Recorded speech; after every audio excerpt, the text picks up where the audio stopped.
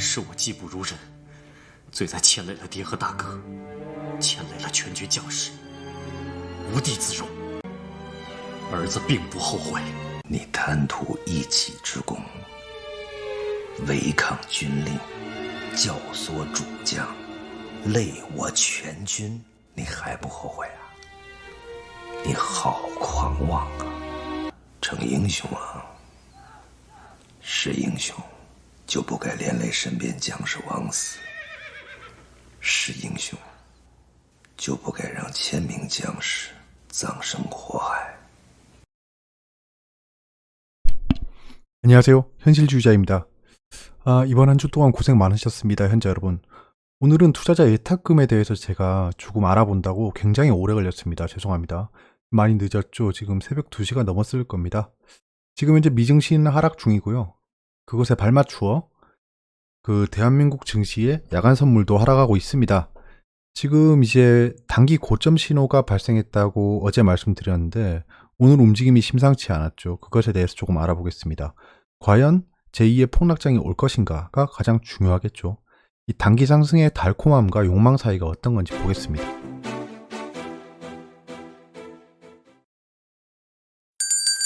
네, 인트로에 넣었던 영상은 그 대군사 사마이의 장면 중인데요. 제가 이 드라마를 최근에 보면서 굉장히 많이 배웠습니다. 인내심 플러스 그 다음에 뭐 임기응변, 대처 능력 이런 것들을 좀 배웠어요. 네, 여러분들에게 한 번씩 이렇게 소개를 해드리는데요. 그 여러분들이 투자를 할 때 저는 굉장히 놀라운 게 있어요. 그러니까 춘추 전국시대로 생각해 보면 옛날입니다. 우리나라와 똑같겠죠. 이 투자자나 장군이나 다를 게 없습니다. 그러니까 투자자는 돈이라는 장병을 이끌고 전쟁을 하는 거예요. 그러니까 뭐 장병의 숫자는 다 다르겠죠. 그때도 위나라가 병사가 많고 뭐 총나라가 적고 이랬잖아요. 그러니까 이 돈이 사이버 머니처럼 보일 거예요. 이게 투자를 하다 보면 저도 처음에 그냥 입금하고 나면 이게 그냥 리니지 아덴인지 뭐 그냥 스타크래프트 미네랄인지 모를 정도로 그냥 툭툭툭툭 누르면 금방 되잖아요. 이게 클릭 몇 번만 하면 다 사져요. 그렇기 때문에 사람들이 이게 사이버 머니처럼 보입니다. 아무 종목이나 막 사요 진짜. 뭐 내일 상장 폐지가 되더라도 그 종목을 그냥 사버립니다. 그런 것들이 굉장히 놀라워요. 그러니까 소중한 병사라고 생각하고 아무렇게나 전장으로 내몰아서 불구덩이에 뛰어들게 하면 안 된다는 겁니다. 그런 거를 좀 말씀드리고 싶어서 넣었던 장면이고요. 명심하세요. 돈은 사람입니다. 돈. 내가 사장이고 돈은 고용한 직원이에요. 제가 자는 동안 얘는 돈을 벌어다 주는 사업을 하는 그런 직원들이라고 생각하셔야 됩니다. 함부로 그 직원들을 막 지금 막 만약에 역병이 창궐한 뭐 중국 지역으로 보낸다거나 이러면 안 되겠죠. 자, 이제 이런 장이 발생하면 이제 사람들이 공포에 시달립니다. 이제 하락하느냐, 팔아야 하냐, 현금화해야 하냐, 뭐 이런 얘기가 많이 나올 거예요. 못 팔고 후회할 때 하는 얘기들이죠. 예, 시커 오를 때는 더 오르겠네. 내가 뭐 손실 구간이었는데 지금 다시 이익으로 바뀌었어요. 여기 더 오르겠네. 안 팔아야지. 라고 하다가 하락하면 그때부터 땅을 치면서 팔을 걸. 다 이런 생각하고 있다는 겁니다, 지금. 그러니까 조심해야 된다는 거예요. 모두가 다 이 생각하고 있습니다. 여러분이 그런 생각을 하고 있다는 건 모두가 다 그런 생각하고 있다는 거예요.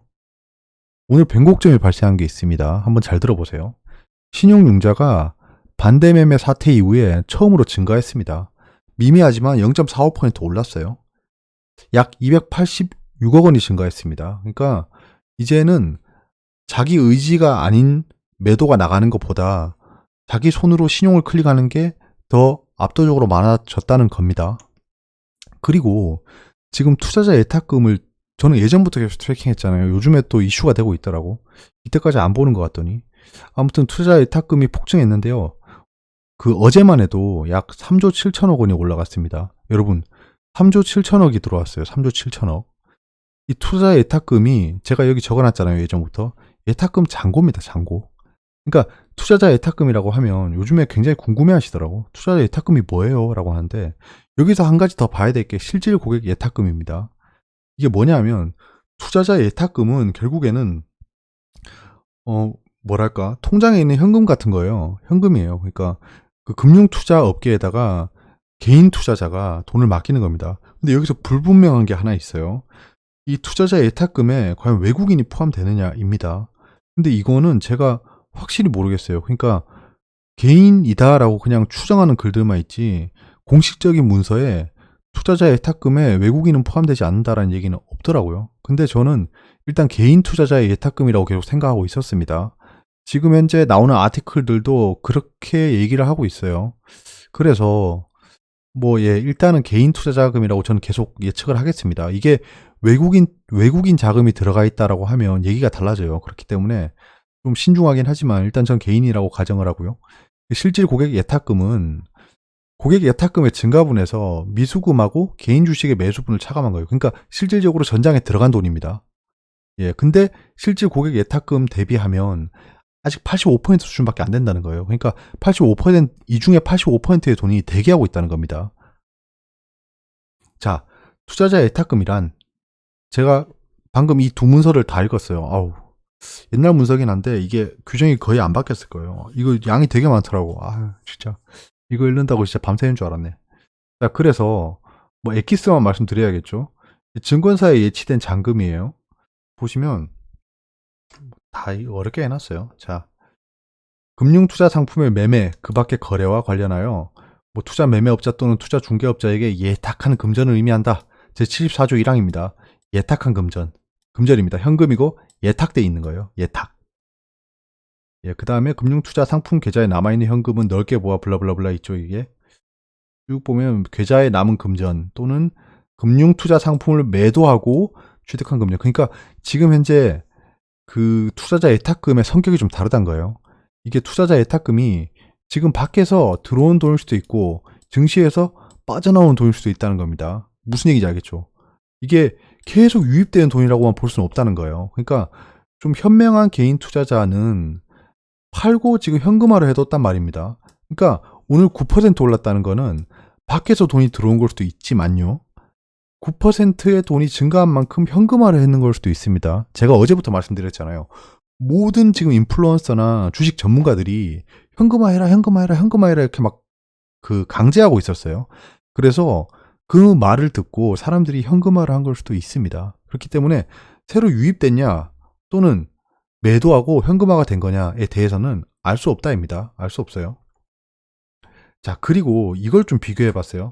자, 폭락 때부터 유입된 양이 중요합니다. 그러니까 2월 24일부터 갭 하락을 시작했어요. 이때부터 좀 악화됐죠, 증시가. 자, 그때부터 보면 쭉 이렇게 올라가는데요. 숫자를 요약하면 투자자 예탁금은 15조가 증가했어요. 그때부터. 그 다음에 파생 예수금은 2.1조가 증가했어요. 그리고 코스피 매수량은 개인이 13조였어요. 코스닥 매수 개인은 0.3조였어요. 이 다 합치면 총 3.4조가 유입됐다는 겁니다.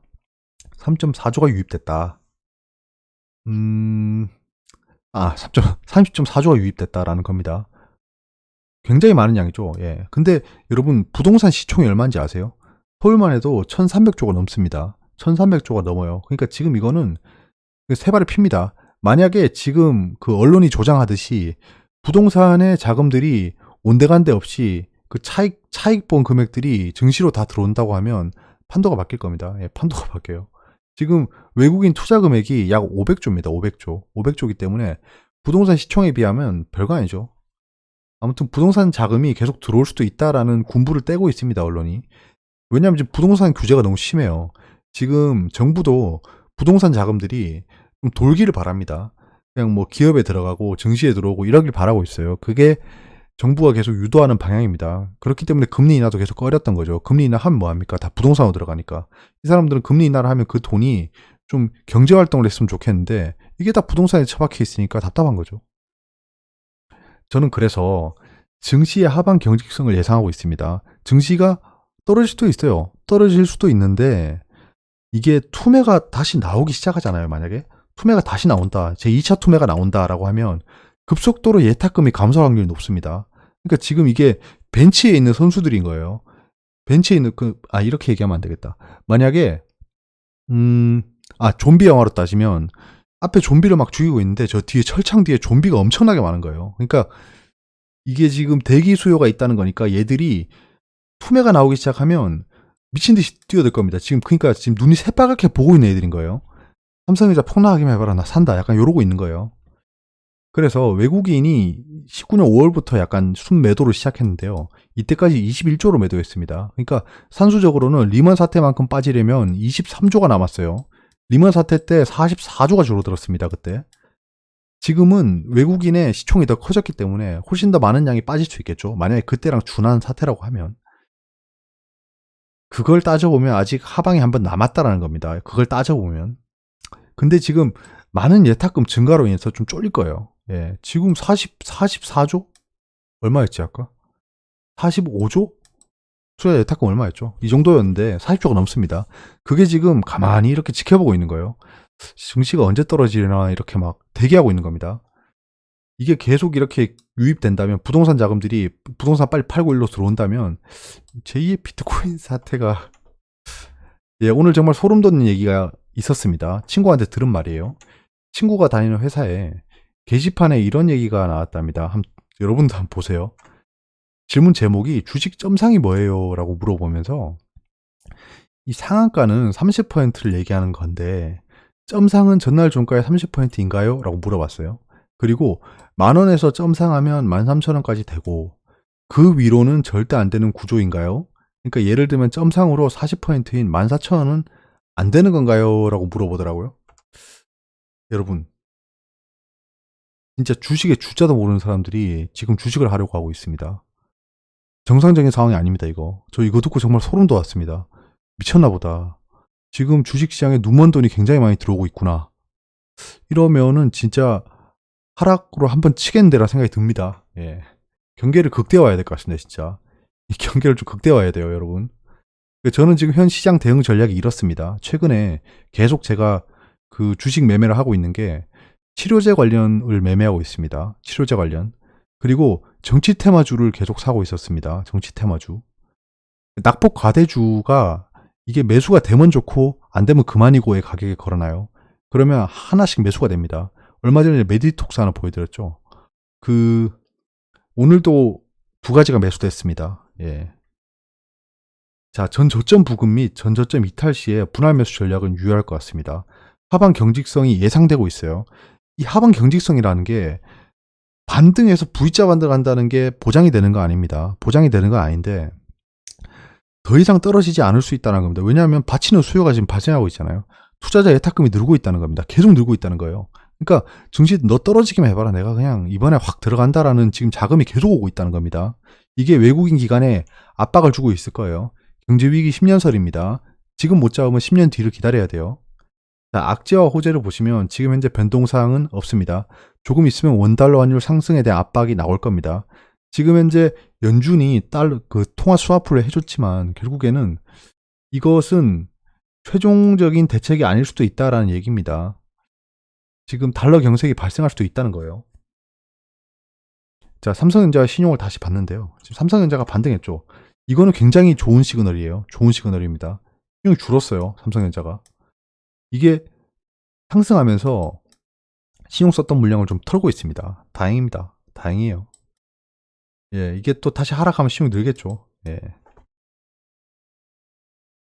자, 삼성전자 투자 주체별 평균 단가를 다시 업데이트 했는데요. 지금 평균 단가가 좀 올라갔죠. 왜냐하면 증시가 좀 상승했기 때문에 지금 현재 외국인의 평균 단가는 48,000원쯤에 형성되어 있습니다. 약 2년간이에요. 2년간. 액면 분할 이후에 그때 45,000원까지 떨어졌었는데 아무튼 외국인 평단가는 요 사이인 것 같습니다. 지금 현재로서는 2년간. 그 전에 샀는 건 더 싸겠죠. 근데 최근 2년 동안 샀는 걸 고려해 봐야겠죠. 아무튼 외국인 평균 단가가 이 사이니까 48,000원에서 45,000원 밑으로 팔기 시작하면 외국인도 최근 2년간 매수분에 대해서는 손해를 보고 판다라고 판단할 수 있습니다. 그렇기 때문에 지금부터 팔면 외국인도 뭔가 작심을 한 거예요. 자, 외국인은 왜 삼성전자를 팔까에 대해서 다시 말씀드리면 이 체계적인 위험이 발생했잖아요. 지금 이 팬데믹이 발생했어요. 이 팬데믹이 어떻게든 지금 투자 주체들, 그다음에 금융기관들, 정부 당국자들도 인위적으로 해결할 수 없는 사태입니다. 치료제가 개발돼야 돼요. 그리고 현재 팬데믹으로 쪼그라든 그 소비 수요를 터트려 버릴 수 있는 게 정크본드가 박살나는 거죠. 그것에 대해서 해결할 수 있지만 치료제에 대해서는 해결할 수가 없습니다. 지금 현재로선. 그렇기 때문에 이 체계적인 위험에 대한 좀 반발 반발 에너지로 빠지고 있는 거예요. 그러니까 뭐 블랙락 같은 뭐 ETF겠죠. 그런 것들이 좀 빠지고 있는 거라고 생각합니다. 왜냐하면 그 대표적인 예시가 삼성전자랑 TSMC의 하락폭이 크다는 거예요. 오늘 그 삼성전자는 상승했지만 TSMC는 하락했죠. 자, 이거 재밌는 그림이라 붙여놨는데요. 이 박원순 시장님께서 이해를 못 하시나 본데 당신들 내려야 출발한다고 라고 하는 게 지금 삼성전자라는 겁니다. 삼성전자에 우르르 붙어 있는 개미 투자자래요, 이게. 당신들이 내려야 갑니다. 그러니까 이건 극단적인 예인데요. 삼성전자만 빼고 오를 수 있습니다, 시장이. 여러분, 최근에 그런 분위기가 형성됐었어요. 코스닥, 코스피에 있는 중소형주들이 오르는데 삼성전자만 안 움직인 날이 며칠 있었습니다. 계속 이런 장이 이어질 수 있어요. 계속 삼성전자의 개인 투자자가 유입이 된다면. 왜냐하면 삼성전자는 코스피의 20-30%의 비중입니다. 크긴 크지만 그것 빼고 움직일 수도 있어요. 증시 반등을 가정하면 만약에 삼성전자가 소외주로 남을 수도 있습니다. 장중 루머는 조심하시고요, 이제. 외신입니다. US overtakes China라고 하는데요. 지금 US의 확진자가 중국의 확진자 수를 넘어섰답니다. 사망자는 1200명을 넘었고요. 거의 1200명에 근접했고요. 그 다음에 상원이 이 패키지를 하원의 투표까지 약간 지원한답니다. 그러니까 이제 상원은 이거를 의결을 했죠. 그래서 지금 하원으로 넘어간 겁니다. 하원이 하우스 오브 레프리젠티브죠. 이거 어제 어떤 구독자분께서 알려줬습니다. 그다음 스탁이 낮게 열렸다. 이 profit taking kick-in이라고 하면 그 수익 실현했다는 겁니다. 수익 실현했다는 거죠. 이 단기 불마켓에 대해서 수익 실현을 했다는 겁니다. 유럽이 애를 쓰고 있답니다. 그러니까 의료적으로도 그리고 그 파이낸셜리라고 하면 재무적으로도 좀 약간 노력을 하고 있다는 거죠. 지금 유럽의 확산세도 약간 누그러들고 있긴 합니다. 그래서 치료제도 개발해야 되고 지금 되게 전 세계적으로 치료제를 개발하려고 노력하고 있죠. 그것에 대해서 제가 주말 영상에서 다루겠습니다. 그다음 러시아가 오일에 대한 압박을 계속하고 있는데요. 지금 US의 상원 쪽에서 약간 좀 경계하고 있다는 얘기인데요. 왜냐하면 그 상원의 공화당 사람들은 텍사스 쪽에 표밭입니다. 그렇기 때문에 그쪽이 셰일존이죠. 셰일존에 좀 손해가 가고 있으니까 얘들이 지금 팔 벗고 나선다는 겁니다. 근데 이 내용을 읽어보니까 러시아의 그 담당자도 42불이 넘어야지 좀 손익분기점이다라는 얘기를 했대요. 이런 것들이 어떻게 작용할지 모르겠네요. 내신입니다. 채권 금도 외면했고 닥치고 달러 금융시장이 가보지 않은 길로 가고 있다라는 건데요. 지금 현재 우리가 알고 있는 상식대로 움직이지 않는다는 거죠. 당연한 거 아닌가요? 네, 당연한 거 아닌가요? 지금이 경험해보지 못한 상황인데 어떻게 상식대로 움직일까요? 그냥 과거를 비추어서 이렇게 움직일 거다라고 참고하는 거지 예전대로 움직일 거다라는 건 좀 애매하죠. 지금 금융공학도 발전했고 이 AI랑 컴퓨터가 발전하면서 금융시장도 굉장히 빨라졌습니다. 현대차 직격탄 러시아 터키 공장도 셧다운. 예, 그러네요. 현대차의 악재가 지속되고 있는데요. 현대차의 악재가 더 나올 게 어떤 게 있는지 확인해 보는 게 현대차를 가장 매력적인 가격에 살 수 있는 지름길인 것 같습니다. 그 워렌 버핏이가 얘기했죠. 그저 그런 기업을 환상적인 가격에 사는 것보다 환상적인 기업을 그저 그런 가격에 사는 게 낫다고 합니다. 예, 약간 현대차는 뭐 그저 그런 기업이라 볼 수는 없겠죠. 우리나라에서는요. 5천만 원 들고 와 삼성전자 사달라. 4달러라고 할 뻔했습니다. 4달러라고. 2030도 주식 가져와. 요즘 기자들이 너무 가볍네요. 가져와란 말을 왜 기사 제목에다 적는 거죠? 아무튼 지금 2030들이 이 쌈짓돈을 싸들고 와서 삼성전자를 사고 있다는 겁니다. 손절만 안 했으면 좋겠어요. 저는 이분들이 이 돈이 들어가서 삼성전자에서 눌러 앉으면 저는 성토할 거라고 생각합니다. 정말. 삼성전자가 내일 망하는 기업도 아니고 그렇다고 미래성이 없는 기업도 아닙니다. 근데 만약에 폭락이 나오면 손절을 해버린다는 거죠. 그렇지만 않으면 그 시간과 같이 한다면 성토할 거라고 생각합니다. 두산중공업의 1조 수혈, 두산일가 고통분담 전제 이러면 미래의 뉴스가 좀 보이죠. 두산일가가 구조조정을 할 겁니다. 구조조정을 하고 비효율적인 그 산업을 매각할 거예요. 이런 뉴스들이 나올 겁니다. 이런 뉴스가 과연 증시에 충격을 줄지가 전 궁금한 거예요. 개미들이 새까맣게 몰렸다. 증시거래 27조 원 사상 최대. 개인 투자가의 바이코리아 덕분에 하방 완충력이 있다. 완충력이라는 얘기는 좀 안 맞습니다. 하방 경직성이 발생한 거죠. 왜냐하면 완충력이라고 하면 반등한다는 걸 전제하고 있어요. 그건 모르는 겁니다. 오늘 일정이 없었고요. 자, 국내 주요 이벤트는 오늘 총선 후보자 등록 마감일이었습니다. 이제는 본격 정치 테마 급등락이 연속될 거예요. 그러니까 꽉 잡아야 됩니다. 저는 어차피 지금 여유로운 수익권이라서 꽉 잡을 필요도 없을 것 같습니다. 자, 총선 후보자 등록 마감일이었고요. 이제 중국 양회에 대한 얘기가 안 나오네요. 중국이 지금 그 입국자를 차단해 버렸죠. 약간 재밌습니다. 예. 약간 재밌네요. 뭐 언급은 하지 않겠습니다. 자, 오늘 주식시장은 이렇게 움직였습니다. 코스피가 보면 상승은 했는데요. 시초가 대비 많이 하락했는 게 보이시죠? 지금 물속에 잠겨 있습니다. 개인 매수세가 좀 셌고요. 외국인은 지금 매도를 계속하고 있습니다. 근데 매도세가 약간 잦아들고 있긴 해요. 지금 약간 잠잠해졌다가 큰 방향성을 보일 것 같습니다. 상방이든 하방이든 시원하게 갈 것 같습니다. 진짜 뜨뜻미지근하게 갈 것 같지는 않습니다. 지금 장이 다음 주가 굉장히 재밌겠죠. 그 다음 코스닥은 약간은 좀 다른 움직임을 보였는데요. 오늘 코스닥이 갑자기 하락했습니다. 사실 뭐 코스피는 갑자기까지는 아니고요. 지금 흐름이 좀 다르잖아요. 보시면 흐름이 다릅니다. 그러니까 지금 코스닥은 굉장히 강한 흐름을 보이다가 갑자기 이렇게 하락했어요. 예, 제가 요때 좀 매수했습니다. 요때 매수했어요. 그래서 지금 수익권에 몇 개 보유하고 있어요. 제가 오버나잇을 할까 말까 고민하다가 일단 오버나잇 하기로 했습니다. 예, 오버나잇 하기로 했어요. 왜냐하면 일단은 반등 탄력이 있었다는 거에 집중했고요. 미증시가 오늘 하락하는 건 반영이 된 상황입니다. 미증시 하락을 반영한 거예요. 근데 미증시가 갑자기 10% 넘게 떨어지고 이러면 곤란하겠죠. 그 정도까지는 아닐 거라고 생각합니다. 대차거래 잔고는 의미가 없을 것 같고요. 투자자 예탁금이 폭증했습니다. 지금 현재 벤치에 선수들이 가득 차 있어요. 신용융자는 간만에 상승했네요. 뭐 좋은 시그널은 아닙니다. 아직.